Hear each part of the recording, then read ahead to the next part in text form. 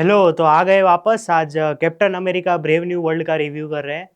और वैसे मैंने सोचा था ये मैं कल शाम को या रात को ही डाल दूंगा। आई डोंट नो आप कितने बजे देख रहे हो। अभी आज सैटरडे को डाला है मैंने ये वीडियो, लेकिन फिर सोचा कि हम जैसे कम सब्सक्राइबर वालों को वैसे ही रीच नहीं मिलते इंडी ऑडियंस में, तो इंग्लिश ऑडियंस में क्यों ही इतना डाल के कोई क्या बोलते हैं इतना जल्दी जल्दी करना।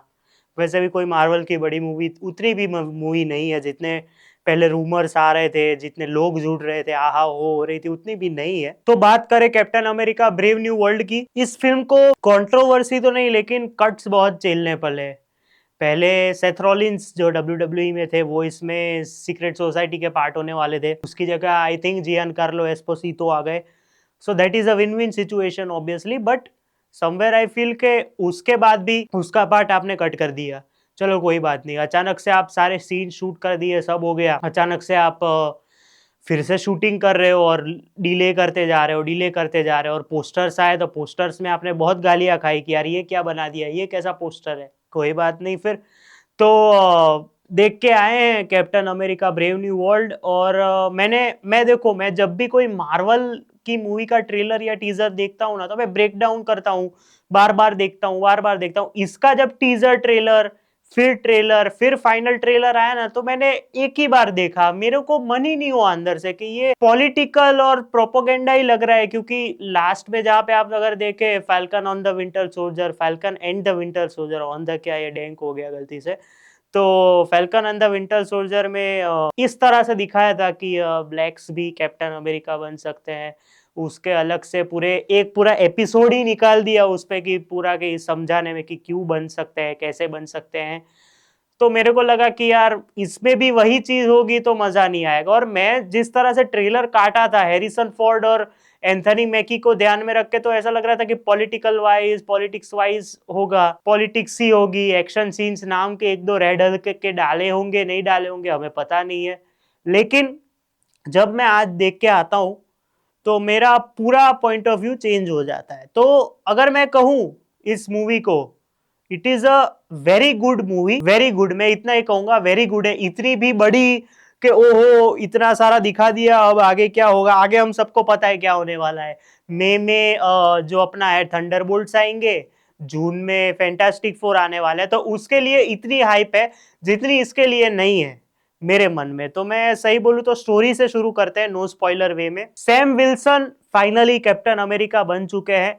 उनको ज्वाइन किया है डैनी रेमिरेज ने, जो कि नए फाल्कन बने हैं, जो हमें आई थिंक ट्रेलर में भी दिखाया जाता है। मैंने अभी ट्रेलर देखा दूसरी बार। अभी होता क्या है कि वो एक कॉर्पोरेट या कोऑपरेट मिशन करके आए होते हैं एक जगह से, और अच्छा नाम होता है। फिर वो मिलते हैं हैरिसन फोर्ड से। हैरिसन फोर्ड क्या है वो मैं आपको नहीं बताऊंगा। हैरिसन फोर्ड से मिलते हैं और उसी रात को कुछ ऐसा होता है जिससे सैम इंटरनेशनली या फिर फॉर द यूनाइटेड स्टेट्स एक ट्रबल में फंस जाते हैं। तो वो क्या होता है वो आप जब देखेंगे तब आपको पता चलेगा। सो आई फेल्ट कि it seems pretty good. The idea, the execution is somewhere tough, but I feel like कि कैसे पुल ऑफ करेंगे। आपके पास एक्टर्स में एंथनी मैकी, जियन कार्लो एस्पोसितो, फिर डेनी रेमिरेज को तो मैंने पहली बार देखा। फिर obviously Harrison Ford, he is a legend. फिर टिम ब्लेक नेल्सन किस रोल में है वो मैं नहीं बताऊंगा। इतने सारे एक्टर्स हैं veteran. So how would you manage के ऑलरेडी 1 घंटे 1 आवर 58 मिनट्स की फिल्म है, so how will you do it. But execution plan बहुत बढ़िया तरीके से गया। और मैं आपको एक हिंट देता हूं, स्पॉइलर नहीं हिंट देता हूं, ये मूवी पास्ट की जब नई नई जो Avengers, iron man, captain America जो पहली पहली आई थी उसमें से एक मूवी से कनेक्टेड है। अब आप जिन्होंने देखा है वो समझ जाएंगे, क्योंकि जब वो इंट्रोडक्शन में वो सीन आया, जब वो ब्रेकिंग न्यूज रिपोर्ट हुई, तो everyone was shocked in the theatre also कि ये कैसे हो गया, कि ये कैसे कनेक्ट कर दिया। और मैं सोच रहा था कि इतने सालों बाद जूलियस ओना को याद आया कि ऐसा कुछ भी हम कर सकते हैं। सो समवेयर आई फील के चलता है, बेटर लेट देन नेवर वाली बात है। और समवेयर आई फील के नहीं यार, इतने सालों बाद करना था, उससे अच्छा तो कोई पॉइंट नहीं था। क्योंकि इससे क्या होगा, स्टोरी लाइन्स क्या बोलते हैं मिक्स हो जाएगी। उस समय की स्टोरी लाइन को आप नए कैप्टन अमेरिका के साथ जोड़ रहे हो तो somewhere it is getting mixed. और पहले जो थेडियस रॉस बनते थे वो तो गुजर गए आई थिंक, उसके जगह पे आपने हैरिसन फोर्ड को लाया, कोई बात नहीं, लेकिन वो ज्वाइन नहीं हो पा रहा है उस मूवी में। तो अभी के जो टाइम के जो लोग हैं वो भी नहीं थे, तो आप कैसे ज्वाइन करोगे? लेकिन वो क्या बोलते हैं कि कर लेंगे तू चिंता मत कर, करके करवा दिया इन्होंने। एंड पॉजिटिव्स की बात करें तो this is a complete Anthony मैकी and Harrison Ford show with someone else, वो मैं आपको बताऊंगा कौन। तो स्टोरी लाइन तो मैंने जैसे आपको बताई, वीएफएक्स वर्क आज पहली बार मार्वल की मूवी में, पहली बार मेरे लिए पहली बार ऐसा लगा कि ग्रीन स्क्रीन दिख रही है नहीं, लेकिन वो रेड हल्क और फैल्कन की हाइट का डिफरेंस और जिस तरह से वो ऐसे करके बात कर रहा है, पीछे इतना ग्लिचेस टाइप का ग्रीन स्क्रीन दिख रहा था, तो वो I don't know how that happened. और कहीं कहीं पे इतना लाइट मतलब वो इतना लाइट हो गया था, वो इतना वाइट हो गया था स्क्रीन के, पता ही नहीं चल रहा था कि लड़ रहे हैं कि क्या कर रहे हैं। एक बढ़िया चीज का रेफरेंस भी आया इस मूवी में, एक आपको हाइप बढ़ाने के लिए एक बताऊं तो, एक एक्स एवेंजर बोलो या फिर करंट एवेंजर जिनकी मूवी आने वाली है आगे, उनका कैमियो भी है, तो वो एक अच्छी चीज थी और परफेक्ट टाइम पे आए हैं। और थोड़ा सा हिंट भी देके जाता है कि आगे क्या होगा उस उनके रिलेटेड, तो उनको देखने में भी मजा आएगा। But overall movie is pretty good मेरे हिसाब से। उन्होंने जो मैं सोच रहा था कि एक्शन कहाँ पे ही होगा, ये पॉलिटिकल राइवलरी ही थी पूरी, लेकिन उन्होंने 50-50 कर दिया, like it was 50% action 50% political politics. और Harrison Ford is a show stealer for this, मैं आपको सही बोलूं। रेड हल्क के अलावा की बात कर रहा हूं, जितने भी डायलॉग सर ने बोले हैं, जिस तरह से एक्सप्रेशन देके बोले, it was pretty well done. और मैं कहीं पे भी ऐसा नहीं यार ये हैरिसन फोर्ड है भाई, ये कुछ भी कर सकते हैं, मतलब आपने इंडियाना जोन्स में तो ऑलरेडी देखा ही है, लेकिन here he is a beast and literally a beast while becoming the red Hulk. लेकिन I can all say is that Harrison Ford has done a very well job, specially climax में। Oh my God, उधर तो जिस तरह से जो red Hulk बन के तबाही मचाई है, उसमें भी जो पहले आई थिंक पहले टीजर ट्रेलर में वो जिस तरह से ऐसे शील्ड फेंकते हैं रेड हल्क बन के, दैट वाज ऑसम। मतलब मैं हैरिसन फोर्ड को आगे मार्वल के प्रोजेक्ट्स में जरूर देखना चाहूंगा। And I don't know why आज इन्होंने मार्वल स्टूडियोज का वो जो इंट्रो थीम है वही नहीं लगाया। अभी ये नया क्या बोलते हैं, नया यूनिवर्स या फिर नया फेज शुरू हुआ है, तो ऐसा थोड़ी करोगे भाई तुम लोग, पता नहीं भाई। अभी तो डेयर डेविल भी आ रहा है, वो देखते हैं उसका रिव्यू हो पाएगा कि नहीं, क्योंकि मैंने पहले के सीजन्स नहीं देखे हैं। एंथनी मैकी पे आते हैं।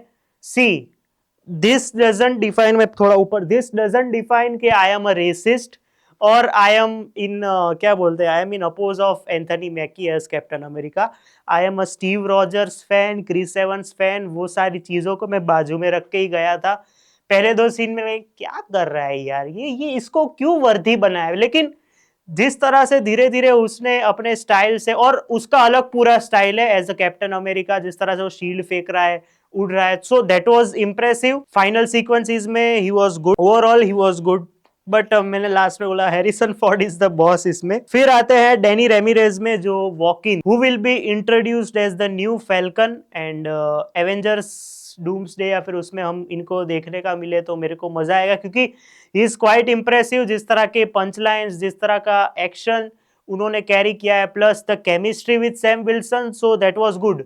और एक और बढ़िया चीज मैं आपको ट्रिविया देता हूं, इनका तीसरी जो साथी थी इसमें, शीरा हास, हु वाज प्लेइंग रूथ, जो एक तरीके से black window, Israeli black window है, ऐसा हमें विकिपीडिया के थ्रू पता चलता है।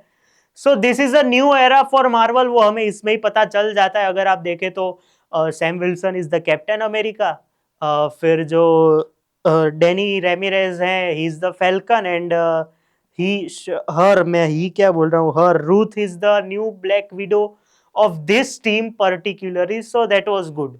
अच्छी केमिस्ट्री थी तीनों की भी साथ में, सो इनको भी साथ में आगे देखेंगे तो और मजा आएगा।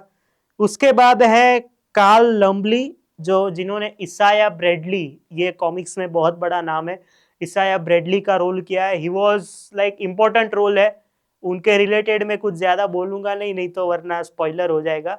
लेकिन जितना काम है, जिस तरह का काम है, इट वाज गुड। और उनके रिलेटेड नेगेटिव पॉइंट यही है कि अगर स्टोरी में उनकी जरूरत है, एकदम इंपॉर्टेंट कैरेक्टर है, तो उनको क्या बोलते हैं आवरली या फिर क्या बोलते हैं एक एक चीज के ब्रेक्स में ला रहे थे, लाइक जब जरूरत पड़ी। लेकिन इंपॉर्टेंट है तो थोड़ा तो इंपॉर्टेंस दो उनको, क्योंकि स्टोरी एक तरीके से उनके अराउंड भी रिवॉल्व कर रही है, तो उनको उतना क्या बोलते हैं लाइमलाइट मिला ही नहीं है मूवी में। सेम गोज फॉर जियान कार्लो एस्पोसितो।